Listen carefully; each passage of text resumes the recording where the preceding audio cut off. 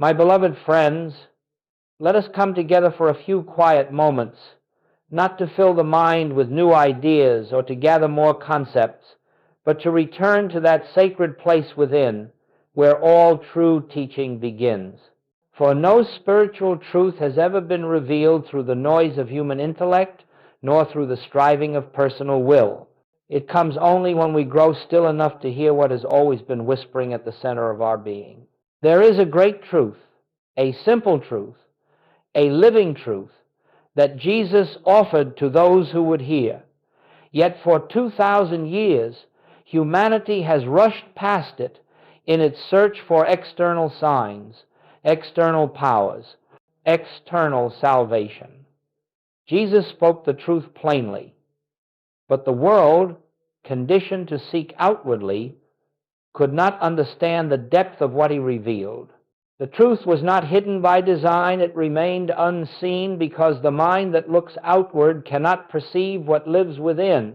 And so today we begin a gentle journey, not toward new knowledge, but toward the recognition of what has always been present. The purpose of our time together is not to add to your understanding, but to strip away everything that obscures your awareness of the one presence that has never been absent from your consciousness. For Jesus, the Master of Masters, did not build his ministry upon dramatic acts or outer instructions. He built it upon the invisible, the silent, the unobservable to physical sense. He withdrew often into the mountain, not to plead with a distant God, but to rest in the profound awareness of the presence that lived as his very being. And it was from this holy silence that his words and works emerged. When he said, "I can of mine own self do nothing," he was giving us the doorway. When he said, "The Father within me doeth the works," he was giving us the key. And when he spoke of the kingdom of God within you, he was telling us plainly where the only true contact with God takes place. This is the lost key the world has overlooked. All spiritual power, all realization, all healing, all transformation begins the moment we stop seeking God outside and begin recognizing God as the very life within us. Joel Goldsmith spent 40 years returning students to this single truth, reminding them again and again that the presence they long for is never reached through human effort nor achieved through spiritual performance. It is realized only in the silence where the personal sense of self yields to the I that is God. And so, as we begin this exploration, we must understand what we seek is not a method, not a technique, not a spiritual exercise to produce outer results. What we seek is the same inner realization Jesus lived from the awareness that God is the very substance of our own consciousness. This is the heart of the Master's teaching. This is the foundation of Christ's consciousness. This is the single practice that opens the way. Therefore, as we continue, I ask only this: set aside the desire for outcomes. Lay down the familiar habit of striving. We are not here to draw God into human problems. We are here to become aware that the presence, which dissolves all problems, is already here, already active, already the life we are living. Let us walk forward not as seekers, but as those who are ready to remember. My dear friends, before we can understand the silent practice that leads to Christ's consciousness, we must first recognize why so many sincere seekers wander for years without finding what their hearts long for. These are not people without devotion. They are not lacking sincerity. They pray earnestly. They study diligently. They seek teachers, methods, affirmations, rituals, and systems. And yet, something remains incomplete. Something remains distant. God seems always out of reach. And the reason is simple yet profound. All spiritual seeking begins with the assumption that God is somewhere else. And because the search begins with separation, it cannot end in union. For centuries, humanity has looked for God in the sky, in religious institutions, in sacred places, in holy objects, or in the person of a spiritual master. Some have sought God in emotional experiences, others in mystical visions, others still in the attainment of altered states. And yet the true presence, the living God, is never found in any of these, because God does not dwell in phenomena. Joel Goldsmith taught this with great clarity. You will never find God until you stop looking where God is not. As long as the mind extends outward, hoping that something external will rescue it, heal it, or satisfy its longing, it remains blind to the very presence that beats its own heart. This is why the search fails. Not because the seeker is unworthy, not because the path is difficult, not because God is withholding, but because the direction of search is turned outward toward that which cannot contain God. Jesus understood this. He did not teach people to look to him as a person. He taught them to look within themselves, for he knew that the same Father who lived as him lived as them. When he said, "The kingdom of God is within you," he was not speaking metaphorically. He was directing humanity back to the only place where God can be realized, within one's own consciousness. But the human mind fears this truth. It prefers to seek outside itself because outward searching allows the ego to remain intact. When we look to external sources, the personal sense of self continues to be the one searching, the one striving, the one working. And as long as the personal self remains central, Christ consciousness remains veiled. The truth is this: you cannot find God while believing you are the one doing the finding. God is not found by a person. God is revealed as the presence that the person has never been. And so, all external searching must eventually exhaust itself. Every path that leads outward must come to an end. Every attempt to change conditions, to manipulate circumstances, to attract outcomes, to persuade the universe, all must fail before the heart becomes still enough to hear the truth. Joel Goldsmith often said that the spiritual path begins only when one realizes that nothing external will ever bring God's presence into one's experience. He emphasized that God does not enter human life as a result of effort. God is revealed when we stop looking outward and begin to recognize the presence that is already living within us. Therefore, the first step on this journey is not to find a better method. It is not to refine prayer or intensify desire. The first step is to acknowledge that the outward search has been misdirected from the beginning. The one we have been seeking has never been absent. The presence we long for has never been hidden. It is only we who have wandered outward, believing that the light we seek shines somewhere beyond the horizon. Let us then, with humility and with quiet surrender, lay down the outward search. Let us release the belief that God is elsewhere, and let us turn inward, not into the mind, not into thought, but into the deep stillness where the presence lives as our very being. For until we make this turn, the spiritual path cannot truly begin.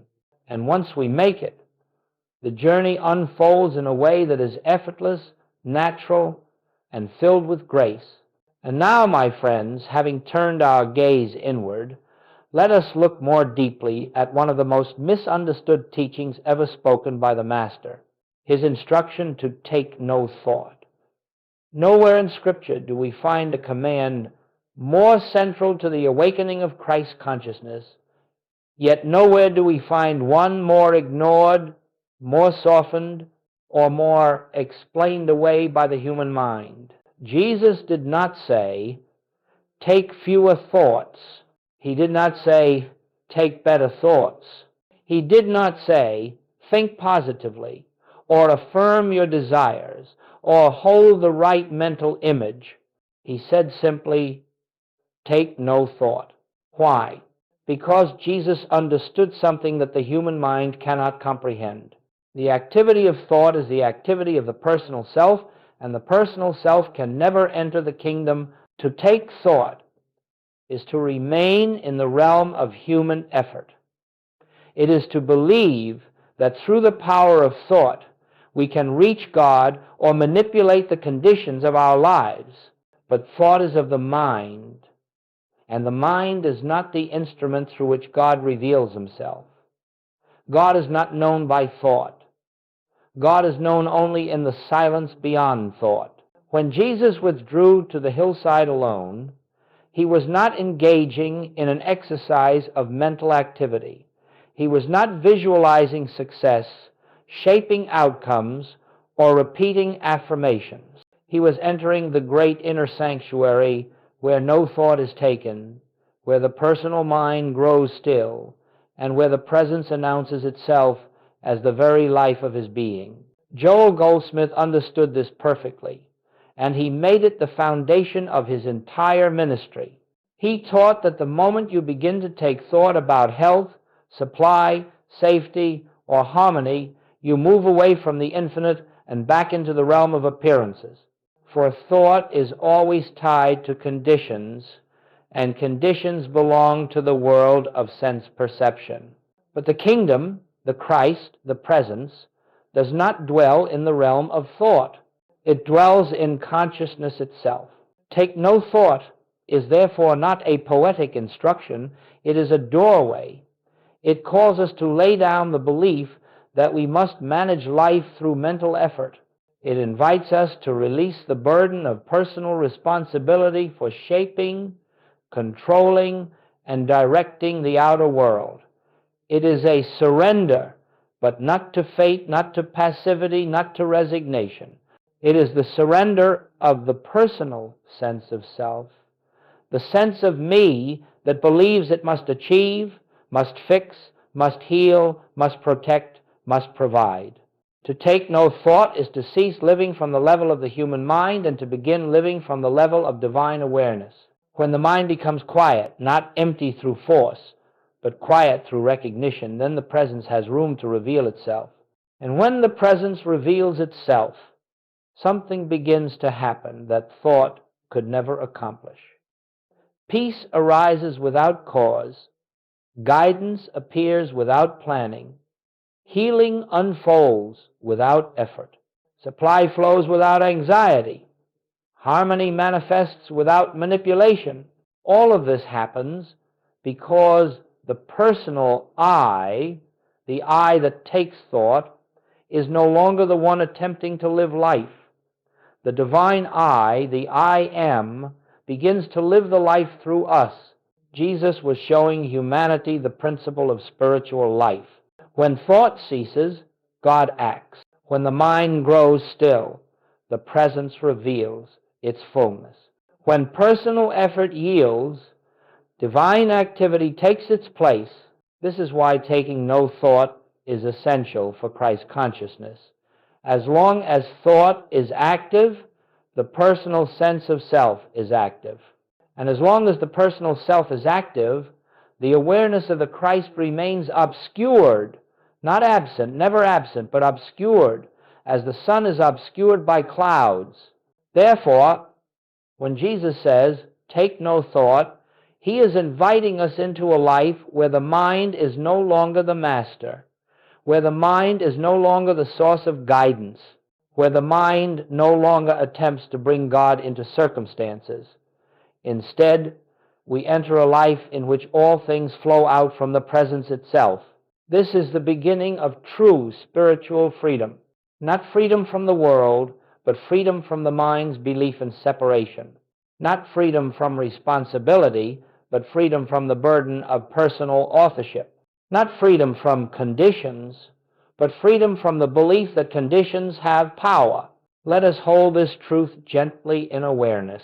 Christ consciousness begins where human thought ends. And so, as we move forward, we do so with a new understanding. We do not seek to think our way into the kingdom. We do not attempt to improve the quality of our thoughts. We begin by honoring the Master's instruction. We begin by letting the mind grow still. We begin by taking no thought. For in that sacred stillness, the presence that Jesus lived from, the presence Joel Goldsmith taught from, The presence you have always been begins to make itself known. And now, beloved friends, having understood the futility of outward seeking and the meaning of the Master's instruction to take no thought, we arrive at the heart of our journey together, the one silent practice that opens the way to Christ consciousness. This practice is not complex. It requires no strain. It does not depend upon intelligence, memory, discipline, or religious learning. It asks only for a willingness to be still and to recognize what is already true. Joel Goldsmith called it the practice of the presence. But do not let the simplicity of that phrase hide the immensity of what it contains, for this is the practice through which the veil of separation dissolves. This is the practice through which the activity of the personal self yields to the activity of God. This is the practice through which Christ consciousness becomes a living experience rather than a distant ideal. Let us understand it clearly. The practice of the presence is not the attempt to bring God into your life. It is the recognition that God is already the life you are living. It is not a reaching outward. It is not an effort to contact something beyond you. It is the gentle turning inward to the awareness that the presence is here already, closer than breath, nearer than thought, more intimate than the sense of I. We begin this practice by pausing, perhaps for only a moment, and acknowledging silently, God is here. The presence is here. Not as a belief, not as a thought to hold, but as a recognition that does not rise from the mind, but from the depths of our being. At first, it may seem that you are the one performing the practice, that you are the one making the effort. But if you continue gently, without strain and without expectation, you will discover something remarkable. The presence begins to practice itself in you. What began as your effort becomes an effortless awareness that arises on its own, like a flame kindled by a fire you did not light. The practice of the presence does not require words. In fact, too many words will draw you back into the mind, and the mind is the curtain that hides the light. A simple inner awareness is enough. An awareness that says, I do not walk alone, I do not think alone, I do not breathe alone.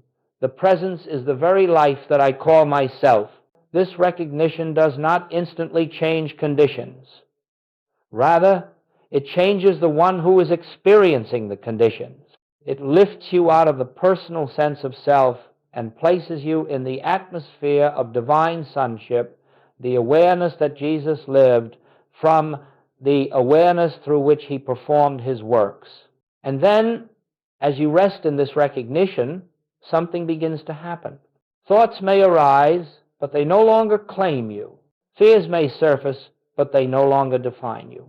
Problems may appear, but they no longer bind you, for you begin to feel, even if only faintly at first, that the presence which sustains the universe is sustaining you. You begin to sense that you are being lived, being breathed, being carried by a life greater than your human identity.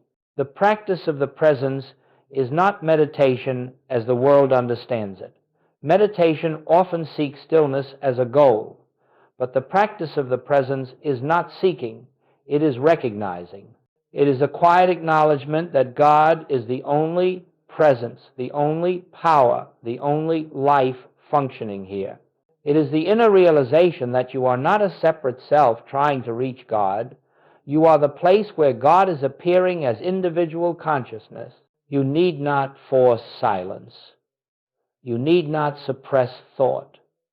You need not attempt to hold on to the presence. Simply rest in gentle awareness. If the mind wanders, let it wander. If thoughts come, let them come.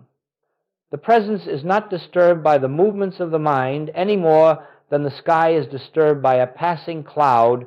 As this practice continues, perhaps over days, perhaps over weeks, A new quality begins to enter your experience, a subtle peace, a quiet confidence, an inner stillness that does not depend upon circumstances. This is the fruit of the practice of the presence. This is the dawn of Christ consciousness.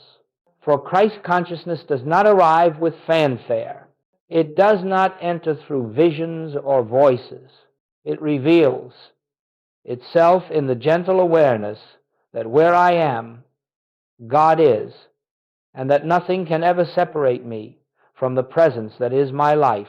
The one silent practice is simply this: rest in the awareness of God's presence as your own consciousness, without asking, without seeking, without expecting, and allow that presence to reveal its own fullness in its own way. This is enough. This is everything.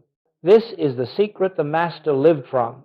This is the way Joel Goldsmith brought countless souls into the realization of oneness. And this is the beginning of the life you were meant to live.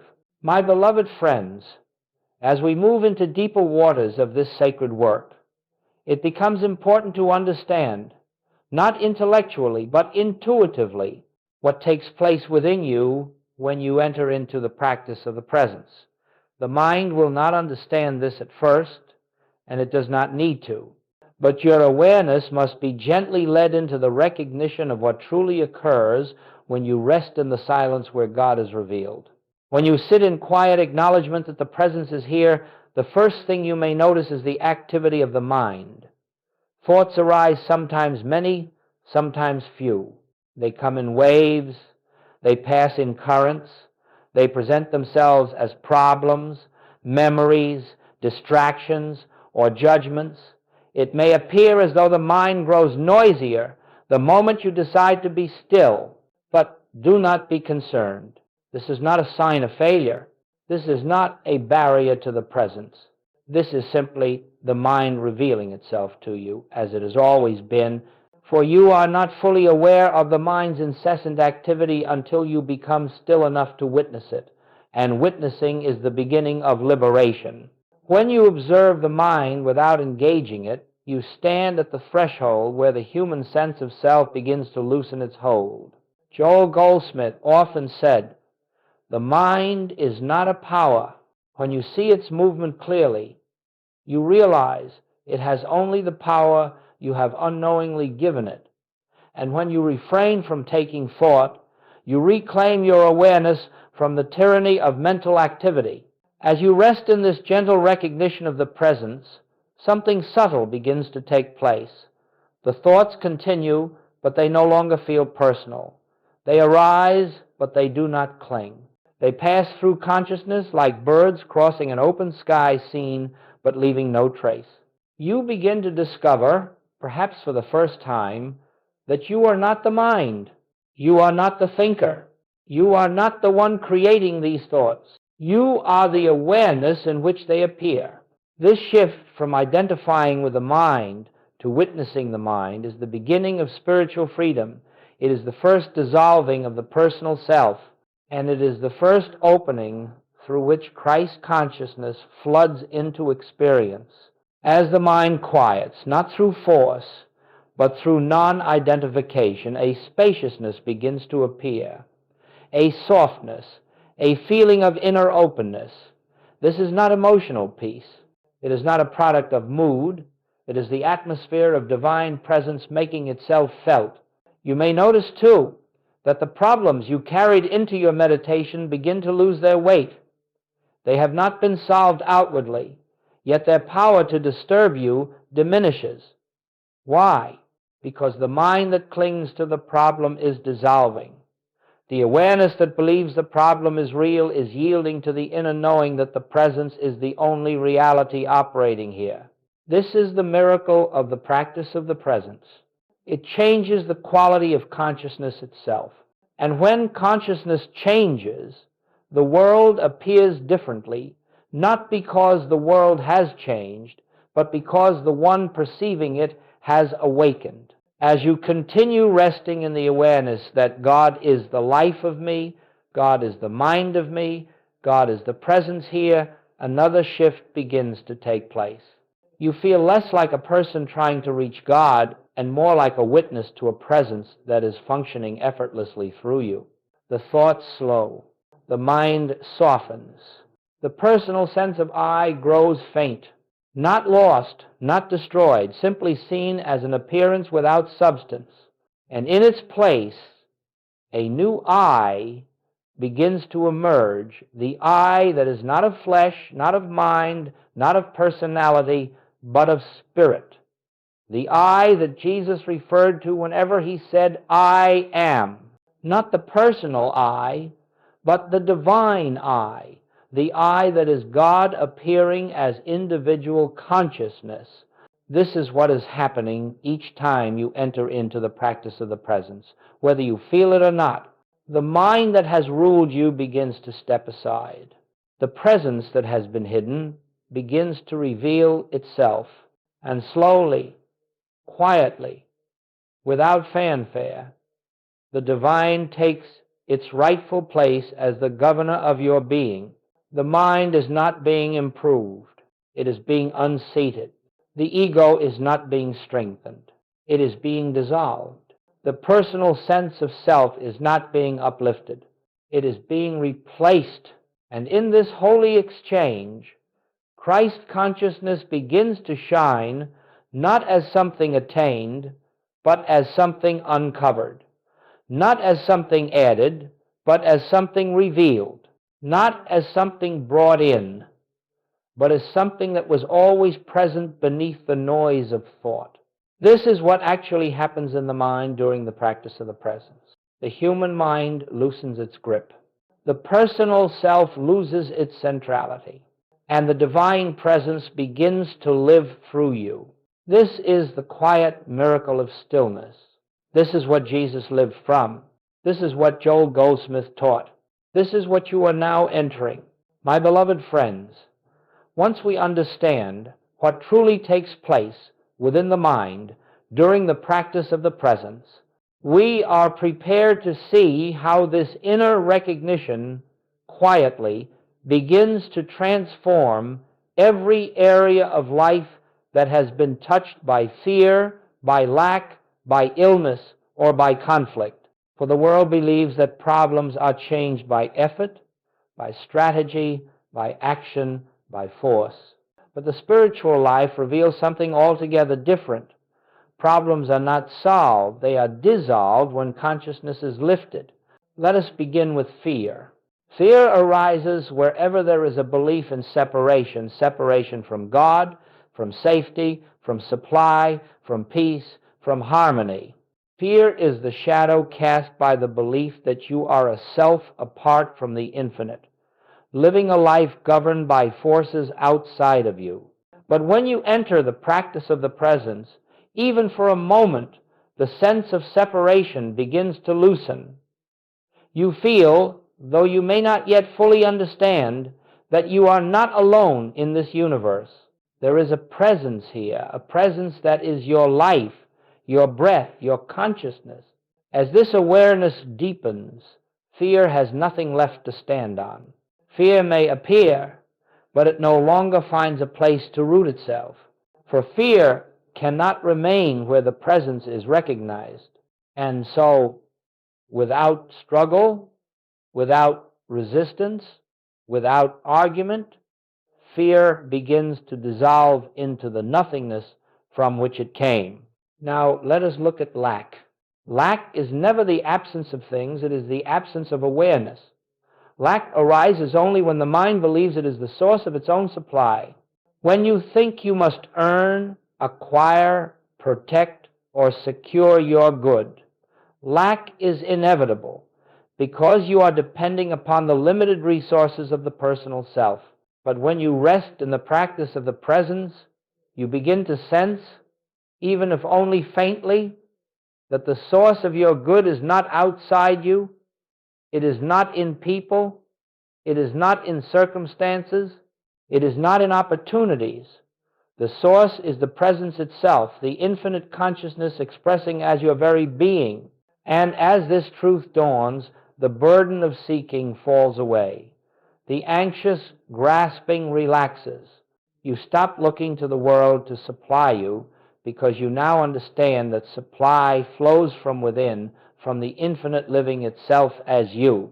Then, without effort, without strain, opportunities appear, needs are met, ways open, not because you have attracted anything, but because consciousness has shifted from a sense of limitation to the recognition of infinite presence. Next, let us consider illness. Illness is not a punishment, nor is it a sign of spiritual failure. Illness is the outward expression of the belief that life is in the body, that the body is separate, vulnerable, and subject to powers apart from God. But in the practice of the presence, you begin to recognize that life is not in the body. Life is the presence of God expressing itself as conscious being. The body is an appearance in consciousness, not the source of consciousness. This recognition does not require you to deny symptoms or resist medical care. It requires only that you cease identifying yourself with the condition. As you rest in the awareness of the divine presence, the belief in a life separate from God dissolves. And when the belief dissolves, the condition that rested upon it loses its foundation. Healing then emerges, not always dramatically, not always instantly, but inevitably, because the false belief that supported the illness has been replaced by the recognition of truth.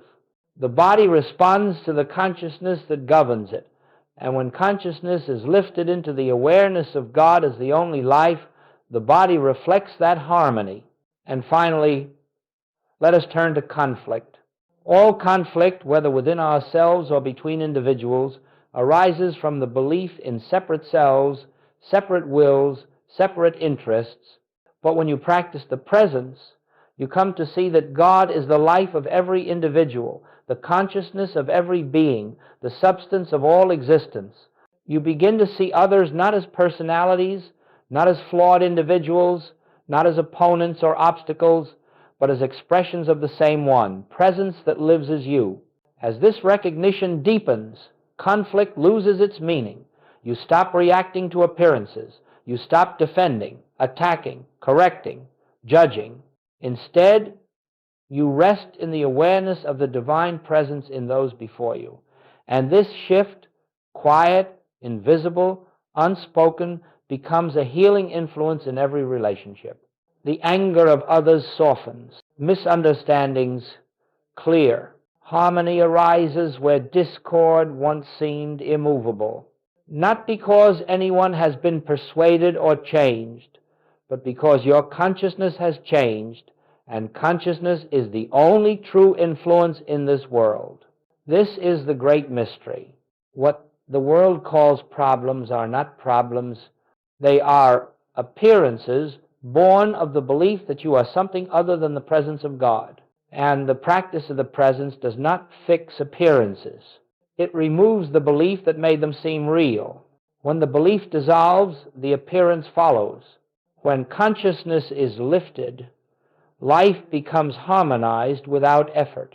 This is why Joel Goldsmith insisted that you need not struggle against fear, nor fight lack, nor wrestle with illness, nor repair conflict. Your only responsibility, your only work is to return again and again to the recognition of the presence until it becomes the atmosphere in which you live. In that atmosphere, fear cannot breathe. Lack cannot form.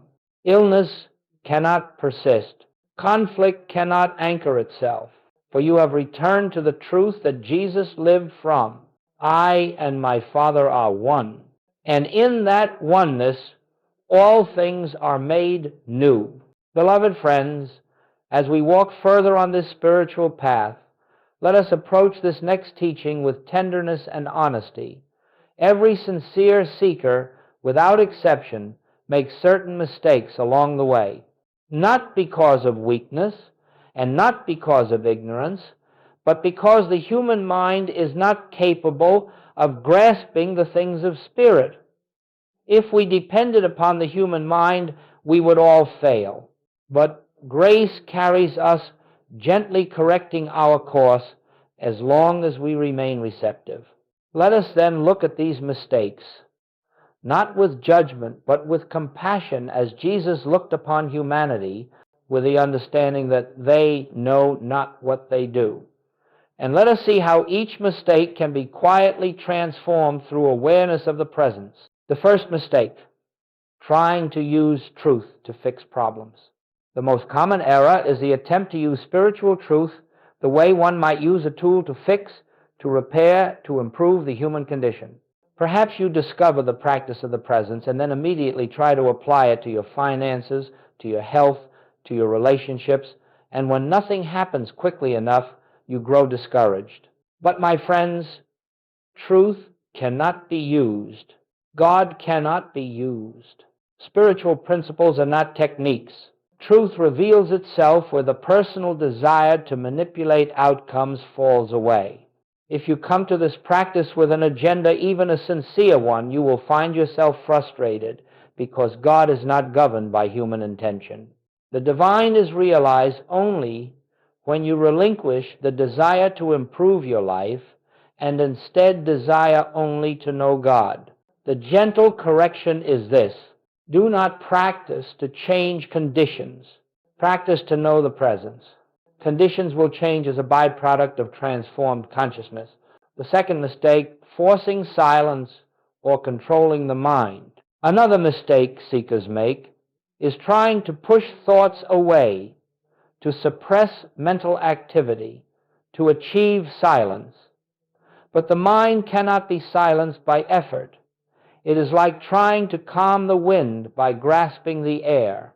The human attempt to create stillness only reinforces the sense of a separate self, the very illusion we are trying to dissolve. Do not fight the mind. Do not resist its noise. Simply witness it. Recognize that thoughts do not hinder the presence. It is your identification with them that creates the sense of separation. The gentle correction is this: allow the mind to do what it does. Let thoughts rise and fall without resistance. Rest not in the mind, but in the one who is aware of the mind. The third mistake, expecting immediate results. The human mind always seeks instant evidence. It wants signs, sensations, peace, healing, or improvement immediately. And when these do not come quickly, the mind concludes that the practice is failing. But spirit does not work according to time. The roots of transformation grow beneath the surface long before they become visible. Joelsgoldsmith often stressed that the fruit appears only after the consciousness is prepared. You may not notice anything happening inside you for days or weeks or months, yet the soil is being softened. The inner ground is being tilled. The weeds of belief are being gently uprooted by divine activity. The gentle correction is this: release all timelines. Let the presence work in its own way, in its own rhythm. Your only task is to continue resting in awareness. The fourth mistake, believing you are the doer. Many seekers unknowingly hold on to the subtle belief that they are the ones practicing, they are the ones seeking God, they are the ones maintaining awareness, but the spiritual journey does not advance through personal effort. The moment you think you are accomplishing something spiritually, the personal self has re-entered through the back door. Grace is the only power. God is the only activity. The presence is the only practitioner. You are not achieving awareness. Awareness is revealing itself. You are not reaching God. God is expressing itself as your consciousness. The gentle correction is this: surrender the sense of personal effort. Let the presence do the practice in you. The fifth mistake, turning the teaching into intellect. Some seekers collect teachings the way others collect souvenirs, reading, listening, studying, analyzing, quoting. But spiritual truth is not understood through the mind. The mind can hold the words, but only the heart can receive the revelation. The danger of intellectual understanding is that it creates a false sense of attainment. One may speak beautifully, yet lack the awareness that gives life to the words. Joel Goldsmith warned repeatedly, truth must become a living experience, not a theory. The gentle correction is this: seek realization, not knowledge. One moment of silence is worth more than 1,000 teachings remembered by the mind. The sixth mistake: looking for signs, visions, or sensations.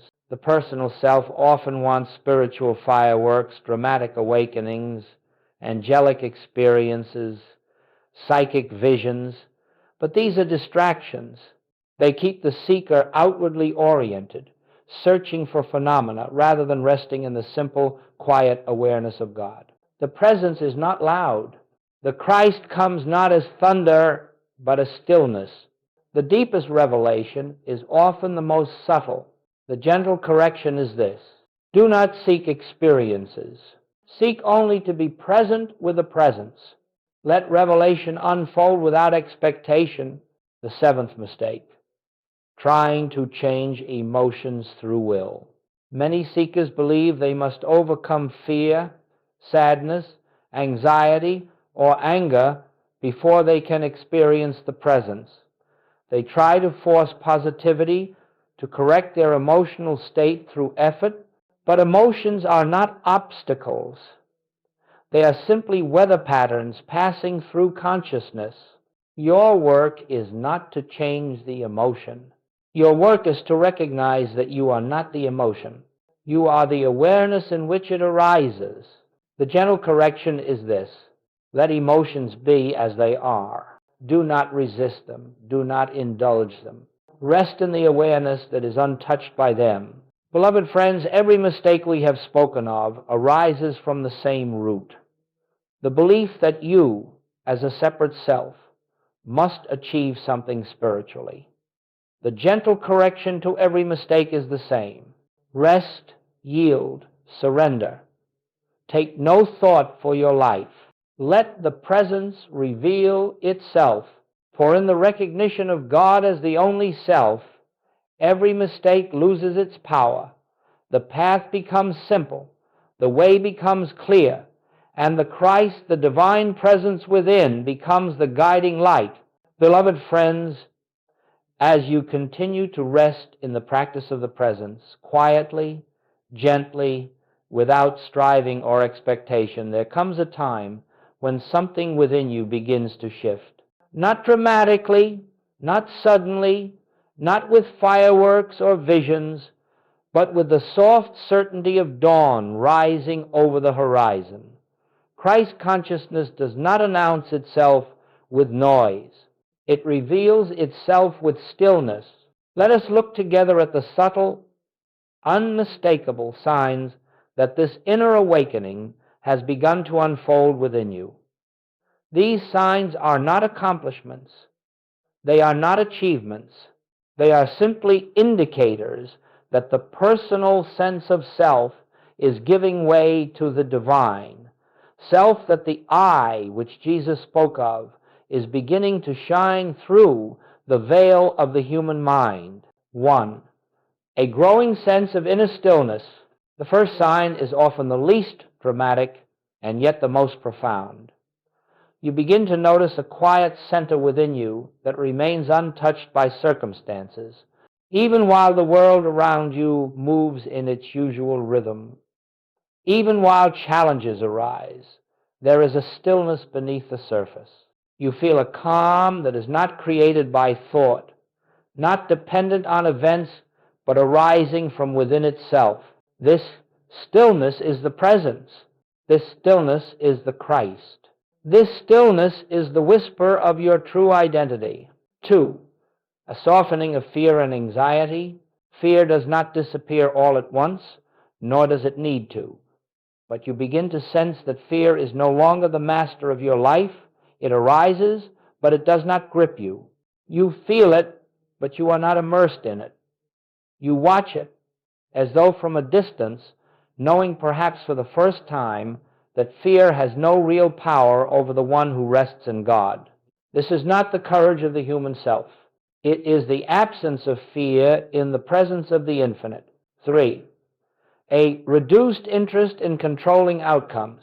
The personal self is always trying to manage, shape, direct, and manipulate life. But as Christ consciousness awakens, you begin to feel less compelled to control. You sense that life unfolds according to a wisdom far greater than the human mind. You trust more. You relax more. You release the constant pressure to figure everything out. You discover that surrender is not passivity. It is resting in the assurance that God is the governing presence. 4. A new way of seeing others. One of the clearest signs of awakening is the transformation of perception. You begin to look at people differently, not as personalities, not as problems, not as obstacles, not as separate selves. You begin to sense the same presence expressing itself through every individual you meet. You look at those who challenge you, who misunderstand you, who oppose you, and something within you whispers, this too is God appearing. It does not mean you condone harmful behavior. It means you see beneath the behavior to the divine reality. 5. A spontaneous compassion you did not try to cultivate.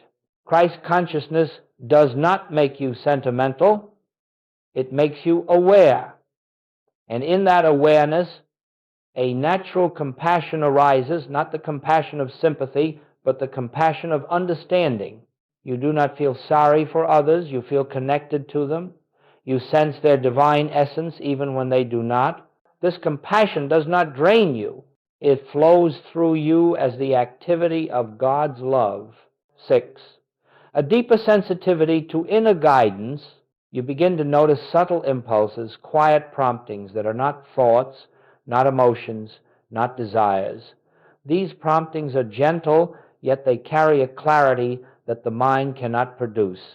You find yourself doing the right thing at the right moment without planning it. You speak words that heal without preparing them. You avoid paths that once tempted you. You walk into situations with awareness rather than reactivity. This is not intuition. This is divine intelligence revealing itself as your consciousness. 7. A dissolving of the sense of hurry. The world hurries because it believes something can be missed. The awakened soul knows nothing essential can ever be withheld. That which is yours in spirit cannot be taken, cannot be delayed, cannot be lost. And so hurry dissolves. You move more slowly, not outwardly, but inwardly. You become aligned with the rhythm of peace. 8. A lessening of personal importance. As Christ consciousness dawns, the personal sense of I becomes lighter. The need to be right diminishes. The desire to be seen, admired, validated, or understood falls away. You feel content to be silent, content to be unknown, content to walk the path without recognition. This is not self-denial. It is the freedom of no longer needing to be the center of your world. 9. A quiet joy that has no cause. Perhaps the most beautiful sign of all is the emergence of joy, not excitement, not pleasure, not happiness born of favorable conditions, but joy without reason. A joy that arises from nowhere, belongs to no one, and depends upon nothing. It is the joy of being itself. It is the joy Jesus knew when he said, "My joy I give unto you." It is the joy of the infinite expressing itself as you. 10. A subtle certainty that you are not alone. There comes a moment, perhaps in silence, perhaps in the midst of daily activity, when you feel a presence so intimate, so familiar, so loving, that you can only rest in awe. You do not see anything, you do not hear anything. Yet you come to know, without explanation, that you are not living your life alone. Something is living you. Something is guiding you. Something is carrying you. This is the dawning of Christ within. This is the awakening of the divine self. Beloved friends, these signs may appear gradually, subtly, and without fanfare, But when they appear, know that the seed has sprouted, the dawn has broken, the light has begun to shine. You are awakening not to a new self, but to the self that has always been present behind the mask of the human identity. You are beginning to live from the same consciousness that animated Jesus, that illumined the prophets, that inspired the mystics, that Joel Goldsmith devoted his life to revealing. This is the Christ awakening in you. And now, beloved friends, we come to the closing of this journey together, not as an ending, but as a gentle return to the beginning. For everything we have explored, everything we have contemplated, everything that has stirred within you leads to one simple, timeless truth. The presence is here. The presence has always been here. The presence will never leave you. This entire teaching, this entire path, every practice, every silence, every recognition brings you back to this one point of awareness. God is the life of you, not far off, not hidden, not waiting to be found, but living as your very consciousness in this moment. You do not become spiritual. You do not rise into Christ consciousness. You do not attain divine awareness. You simply awaken to what has always been true. As you go forth from this message, do not carry it as knowledge. Do not attempt to remember every word. Do not place these teachings on a shelf in your mind. Instead, allow them to dissolve gently into the inner silence where the real work is done. Let them sink beneath thoughts and become experience. For truth bears fruit only when it becomes living awareness, not information. It must be lived, not learned. It must be realized, not recited. We return now to the one practice that makes everything possible, the silent resting in the presence. This is the doorway. This is the fountain. This is the source of all healing, all supply, all peace. Nothing else is required of you.